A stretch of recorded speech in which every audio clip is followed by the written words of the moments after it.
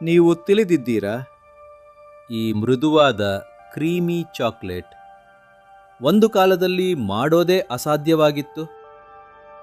ನಾವು ಈಗ 19ನೇ ಶತಮಾನದ ಸ್ವಿಟ್ಜರ್ಲ್ಯಾಂಡ್ಗೆ ಹೋಗೋಣ. ಇಲ್ಲಿ ಮಿಲ್ಕ್ ಚಾಕ್ಲೇಟ್ ಕತೆ ಶುರುವಾಯಿತು. ಡ್ಯಾನಿಯಲ್ ಪೀಟರ್ ಎಂಬ ಚಾಕ್ಲೇಟ್ ತಯಾರಕನಿಗೆ ಒಂದು ದೊಡ್ಡ ಕನಸು ಇತ್ತು, ಇನ್ನೂ ಮೃದುವಾದ ಚಾಕ್ಲೇಟ್ ತಯಾರಿಸುವುದು.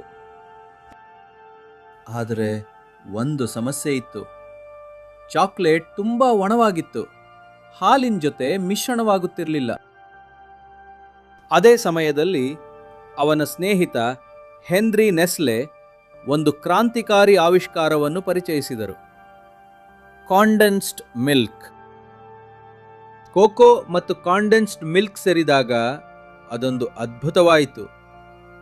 1875ರಲ್ಲಿ ಮೊದಲ ಮಿಲ್ಕ್ ಚಾಕ್ಲೇಟ್ ಹುಟ್ಟಿತು.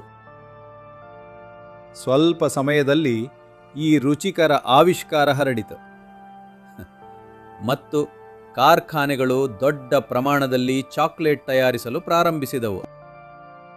1905ರಲ್ಲಿ ಕ್ಯಾಡ್ಬರಿ ಡೈರಿ ಮಿಲ್ಕ್ ಬಂದಿತು ಮತ್ತು ಮಿಲ್ಕ್ ಚಾಕ್ಲೇಟ್ ವಿಶ್ವದಾದ್ಯಂತ ಪ್ರಸಿದ್ಧವಾಯಿತು. ಸ್ವಿಟ್ಜರ್ಲ್ಯಾಂಡ್ನ ಒಂದು ಸಣ್ಣ ಪ್ರಯೋಗದಿಂದ ಇಂದು ಲಕ್ಷಾಂತರ ಜನರ ಮೆಚ್ಚಿನ ಆಹಾರವಾಗಿದೆ.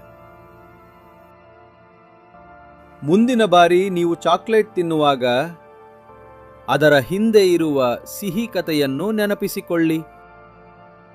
ಧನ್ಯವಾದಗಳು. ಹೆಚ್ಚಿನ ಶಿಕ್ಷಣಕ್ಕೆ ಸಂಬಂಧಪಟ್ಟ ಮಾಹಿತಿ ಮತ್ತು ವಿಡಿಯೋಗಳಿಗಾಗಿ ಬನ್ನಿ ತಿಳಿಯೋಣ ಚಾನಲ್ ಅನ್ನು ಸಬ್ಸ್ಕ್ರೈಬ್ ಮಾಡಿ.